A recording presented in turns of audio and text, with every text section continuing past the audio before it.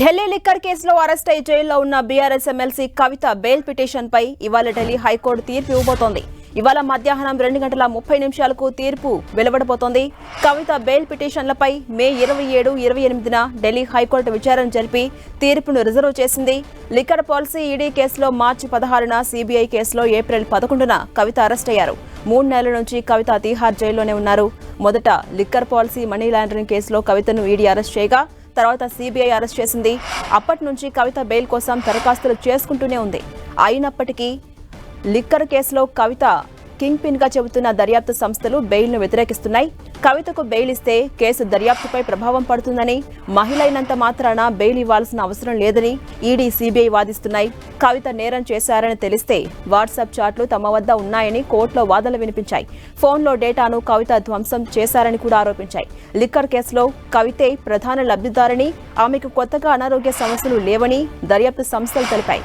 కవిత arrest నిబంధనలకు విరుద్ధంగా, చట్టవిరుద్ధంగా జరిగిందని ఆమె తరపున వాదనలు వినిపించిన విక్రమ్ చౌదరి, నితీష్ రాణా చెప్పారు.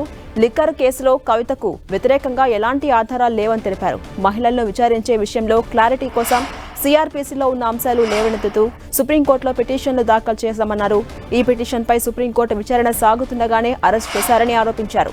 రాజకీయ కక్షపూరిత విధానంతో నమోదు చేసిన కేసులో అన్ని వివరాలు పరిశీలించి బెయిల్ మంజూరు చేయాలని కోరారు.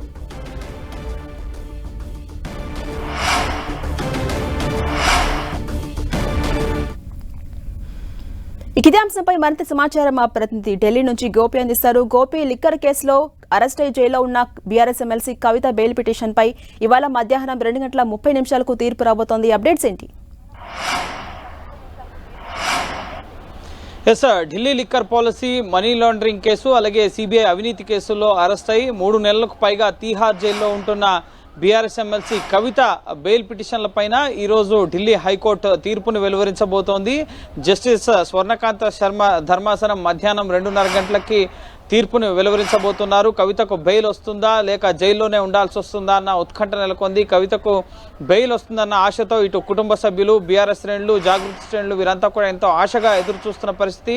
ట్రయల్ కోర్టులో బెయిల్ రాకపోవడంతో ఇటు మధ్యంతర బెయిల్ పిటిషన్ వేశారు, రెగ్యులర్ బెయిల్ కూడా ట్రయల్ కోర్టులో దాఖలు చేశారు. కానీ ఈడీ, సిబిఐ 2 కేసుల్లోనూ కూడా రోజ్ అవెన్యూ కోర్టులో కవితకు బెయిల్ రాలేదు. సో బెయిల్ కోసం ట్రయల్ కోర్టు తీర్పును సవాల్ చేస్తూ హైకోర్టుని ఆశ్రయించారు కవిత మే నెలలో. సో మే నెలలో 2 రోజుల పాటు, మే 27, 28 తేదీల్లో 2 రోజుల పాటు కవిత తరపు వాదనలు, సిబిఐ, ఈడీ తరపు వాదనలు విన్న ధర్మాసనం తీర్పుని రిజర్వ్ చేయడం జరిగింది. తర్వాత సమ్మర్ వెకేషన్ హాలిడేస్ రావడంతో తీర్పు వెలువరించలేదు. ఈ రోజు నుంచి మళ్ళీ రెగ్యులర్ కోర్టు ప్రొసీడింగ్స్ ప్రారంభం అవుతున్నాయి. కాబట్టి ఈరోజు కవిత బెయిల్ పిటిషన్లకు సంబంధించి 2 కేసుల్లో బెయిల్ పిటిషన్లకు సంబంధించిన తీర్పుని లిస్ట్ చేయడం జరిగింది. మధ్యాహ్నం 2:30 గంటలకు తీర్పు రాబోతోంది.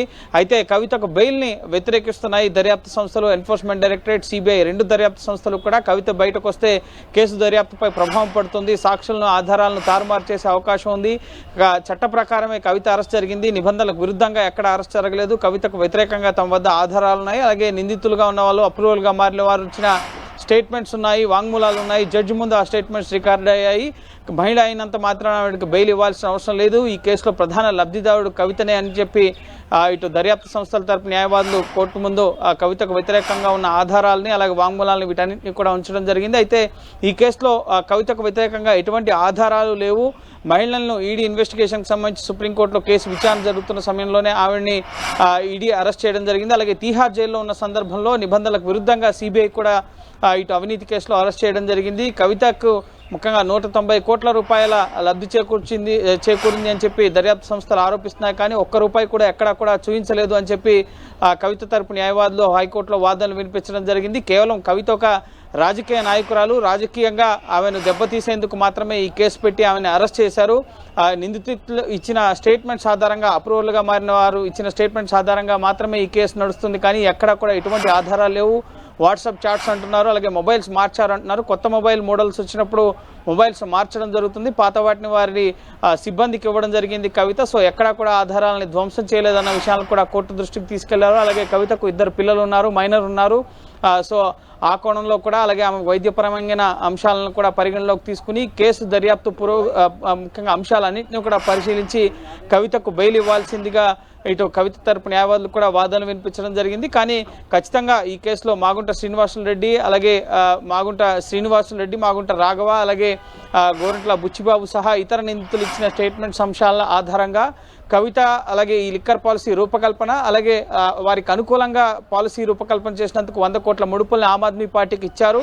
అందులో కొంత అమౌంట్ని గోవా అసెంబ్లీ ఎలక్షన్స్లో 45 కోట్లను ఖర్చు చేశారనడానికి ఆధారాలు ఉన్నాయని చెప్పి దర్యాప్తు సంస్థల ఆధారాలను కోర్టుకు ఇవ్వడం జరిగింది. సో ప్రస్తుతం ఈ కేసు ఇన్వెస్టిగేషన్ జరుగుతోంది. 2 దర్యాప్తు సంస్థలు కూడా ఈ కవిత పైన ఛార్జ్షీట్ దాఖలు చేశాయి. ఆ ఛార్జ్షీట్ అంశం పైన కూడా ట్రయల్ కోర్టు విచారణ జరుపుతున్న పరిస్థితి ఉంది. సో ఇప్పుడు ముఖ్యంగా ఇప్పటివరకు ఈ కేసులో ట్రయల్ కోర్టు హైకోర్టు స్థాయిలో ఈ గతంలో కేజ్రీవాల్ అరెస్ట్కి సంబంధించిన పిటిషన్ పైన కూడా జస్టిస్ స్వర్ణకాంత్ శర్మ ధర్మాసనం విచారణ జరిపింది. అండ్ కేజ్రీవాల్ అరెస్ట్ చట్టబద్ధంగానే జరిగింది. కేజ్రీవాల్కి వ్యతిరేకంగా ఉన్న ఆధారాలను పరిగణలోకి తీసుకుని ఇటు కేజ్రీవాల్ కూడా ఊరట దక్కలేదు హైకోర్టులో. సో ఇప్పుడు కవితకు అదే బెంచ్ ముందు కవిత బెయిల్ పిటిషన్లో విచారణ జరిగింది కాబట్టి కవితకు ఎంతవరకు ఊరట దక్కుతుందనేది ఈ మధ్యాహ్నం తెలియబోతోంది. చాలా హోప్స్ అయితే పెట్టుకున్నారు కవిత కుటుంబ సభ్యులు కానీ బీఆర్ఎస్ శ్రేణులు. ఎందుకంటే 3 నెలలుగా 100 రోజులు దాటిపోయింది కవిత అరెస్ట్ అయ్యి. అండ్ 3 నెలలకు పైగా ప్రస్తుతం తీహార్ జైల్లో ఉంటున్నారు. ముఖ్యంగా పూర్తి ఎండాకాలం అంతా కూడా తీహార్ జైల్లోనే గడిపిన పరిస్థితి. పుస్తకాలు, ఆధ్యాత్మిక అంశాల నడుమ ప్రస్తుతం కవిత జైల్లో గడుపుతున్న పరిస్థితి ఉంది.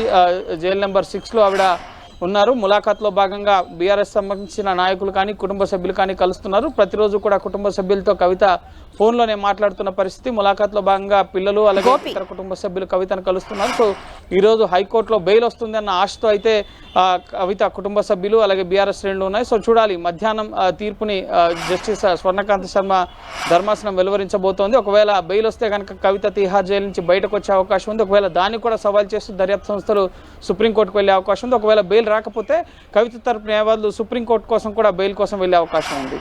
Right, thank you Gopi.